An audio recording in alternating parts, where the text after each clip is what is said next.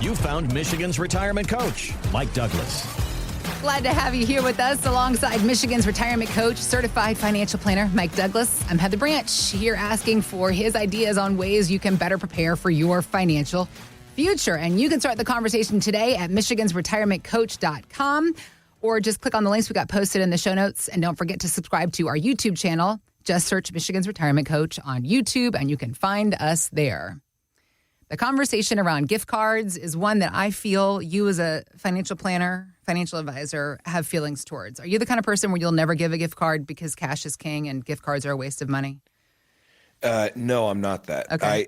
I hate gifts. Like, gifts don't do anything for me emotionally. It's not a love language. It's not your love language. So I'm actually a big fan of them because I'm like, why don't you go gift yourself something? So you won't buy it, like you get like the Visa gift card or the American versus like a store gift card. It's in lieu of cash. I do like a Visa gift card Okay. or, whatever, something like that. Yeah. All right. Well, On the other hand, though, I'm the worst spender of gift cards. Do you have the stack somewhere in the junk drawer? The worst. Yeah. I've got them everywhere. I've got some in my car.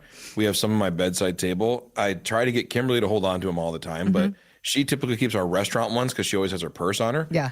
But no, I just all the time. Like, I've got two right now that I've been carrying in my wallet for I don't even know what they are. Probably $25 or $50. I've been carrying them around for like 6 months. This is the problem with gift cards is how they go unused. So we're in winter. So a lot of people are sitting on gift cards that they just got over the holiday season.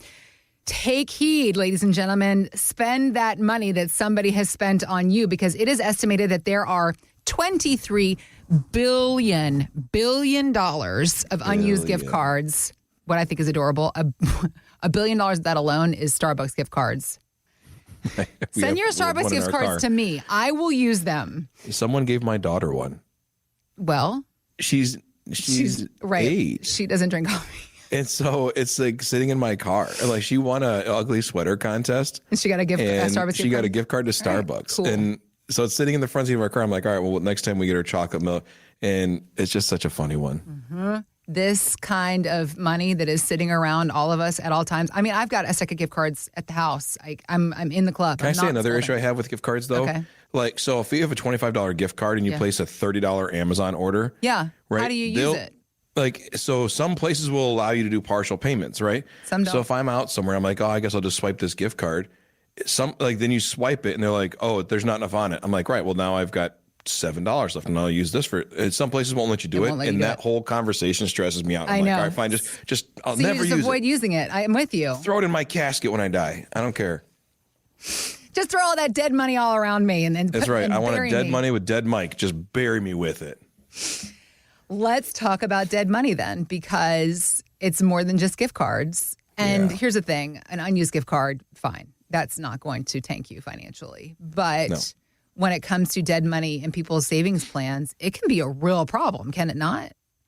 Yeah, I think that we start to kind of, in life, we end up with these piles. And piles we don't deal with or don't want to deal with, whether it's laundry or it's crap in your basement that you need to get rid of, or it's your garage that needs to be cleaned out. And yet once a year we go through and do a spring cleaning. And then over the winter, especially in Michigan, you start to just kind of stockpile this stuff. You're like, well, when the weather gets nice, I'll take care of it. The same is true of portfolios. Sometimes if we're not careful, we can start to stockpile cash. We can have portfolio drift. We can have where our investments just kind of start shifting one way or the other. We never intended to, but because it's just the nature of it. And we need certain metrics or calibration tools to bring things back into focus. And that's what's missing from most people's life is a financial spring cleaning. But rather than doing it once a year, it needs to be at least probably quarterly. Really? And things like, yeah, absolutely. I mean, if you think about your portfolio, and imagine if you're, and one of the best ways I heard it described years ago was like a balloon system. Okay. Right? If you have 3 balloons in your mouth, okay, one is specifically already stretched out. Right? Like one is designed for quick inflation. Another one is designed for medium inflation. And another one's designed for very low inflation, right? And you hook them all up to, air helium tanks. And the one helium tank shoots out air very, very fast. The other one's medium, the other one's slow. So you take the slow balloon and put it on the slow helium tank, right? Medium balloon on a medium tank, fast balloon, fast tank. And you turn them all at the same time. Well, not surprisingly, even though you had 3 balloons that all looked exactly the same when you started, the one that is ready for rapid growth with the fastest flow of air becomes the biggest balloon. The medium is medium. That is how portfolios work. Okay. Our growth funds, if I take $1,000 or $100,000 or $1 million, doesn't matter, and I split it evenly across aggressive, moderate, conservative, and I let them all go at the same time. Well, if things are going well, the aggressive is just going to run away. The moderate's going to do pretty well, and the conservative is not going to do very well. And then if we never touch it, all of a sudden our whole portfolio is going to, the largest concentration, it's not going to be a third, a third, a third anymore. It's going to be massively growth oriented, somewhat, moderate oriented, and very little conservative. But yet I wanted it a third, a third, a third. So what I do is I take some of the air out of the fast balloon and I put it in the small balloon. And I kind of rebalance this thing constantly where I'm just taking, all right, well, take it, put that air in here. It's a rebalancing. So if you let it just go, it's out of control. That's the way this thing works. Okay. People try to do that once a year.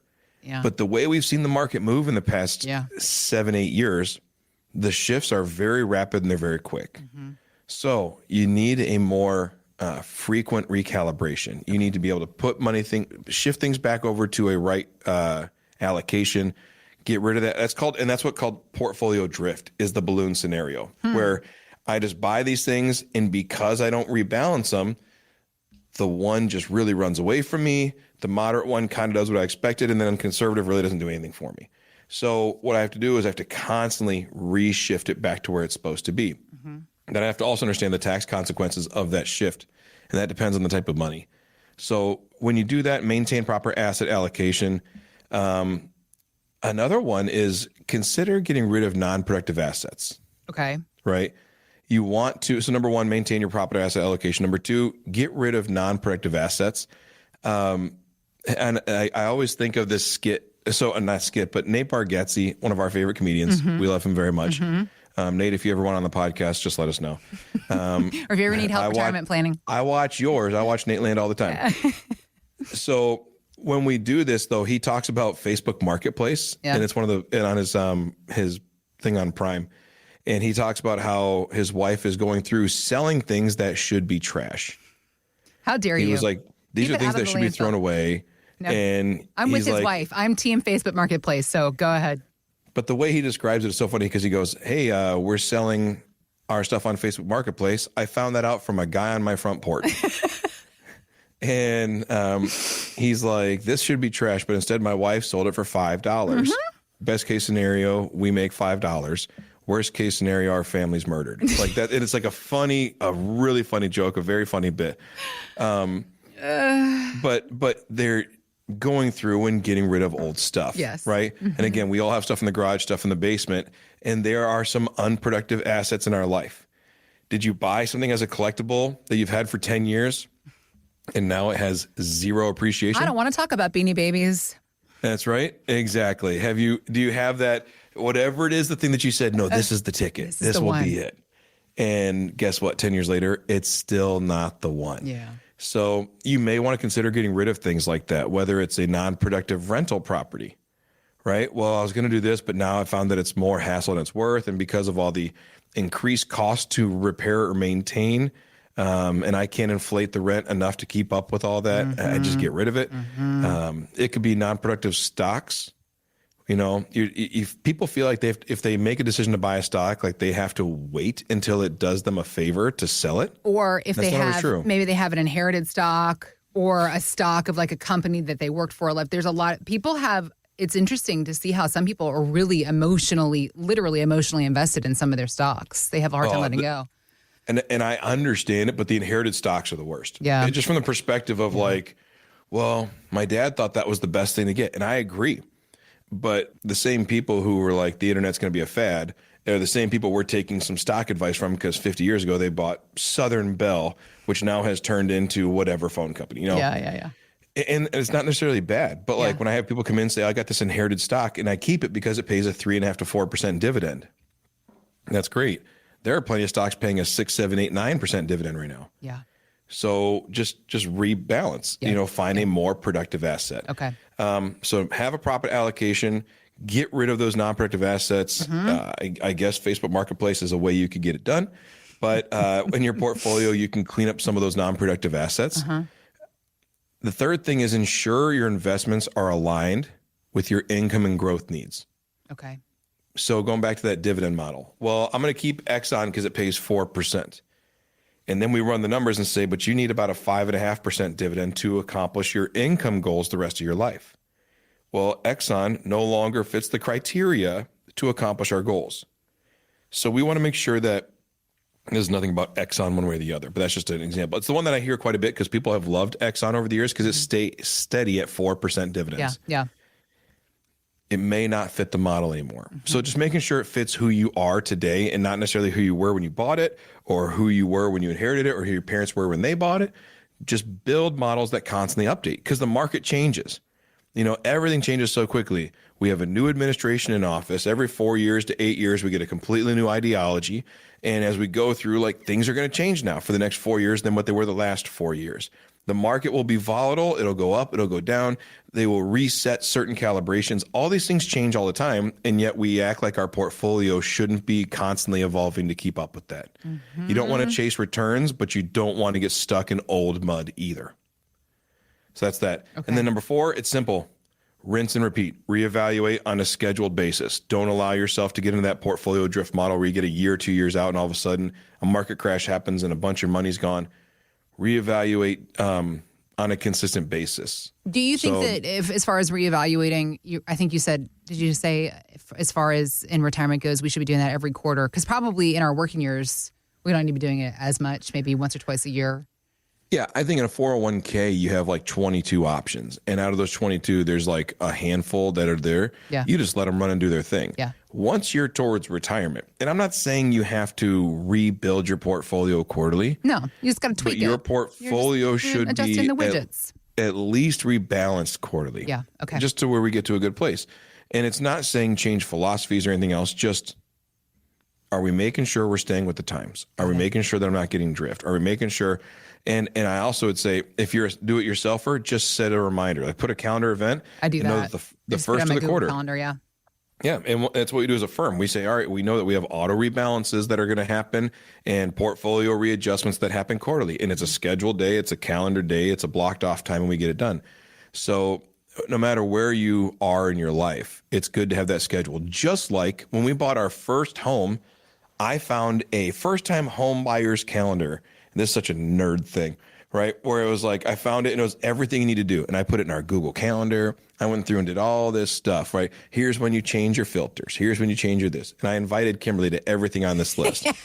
and it was so great. And she was like, are you telling me to do these things? I'm like, no. I'm saying we are need to do those yes, things. This is a project. Yeah. Yes. And she was like, okay. Because I thought for a second we were about to have a talk, right? Because because the way I put it in there, I didn't put Douglas reevaluation of air filters. Right. It was replace the HVAC filters.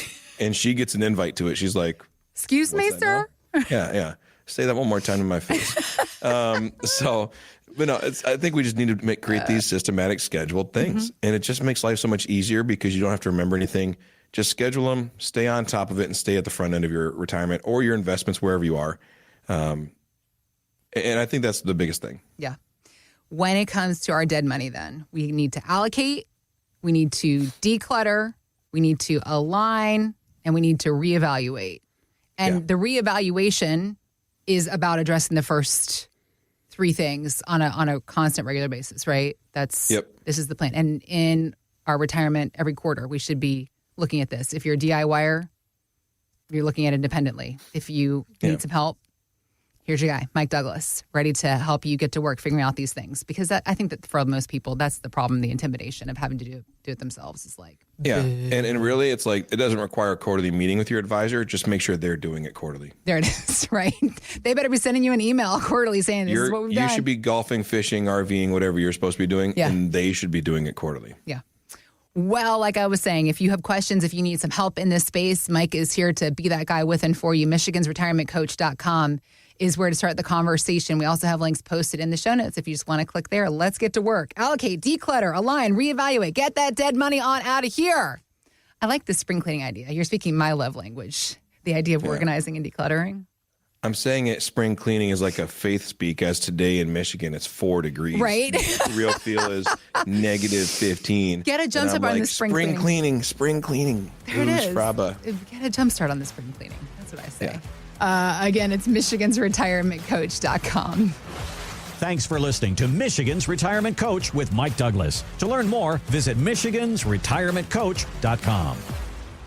Michael Douglas is an investment advisor representative of Stewards Wealth Planning, LLC, a registered investment advisor. Financial professionals are not licensed in all 50 states. To find out if Michael Douglas is licensed in your state, please call 517-323-7526. Stewards Wealth Planning, LLC is not affiliated with nor endorsed by the Social Security Administration or any other government agency and does not provide legal or tax advice. Annuity guarantees rely solely on the financial strength and claims-paying ability of the issuing insurance company. By contacting us, you may be provided with information about insurance and annuity products offered through Michael B. Douglas, NPN number 9650939.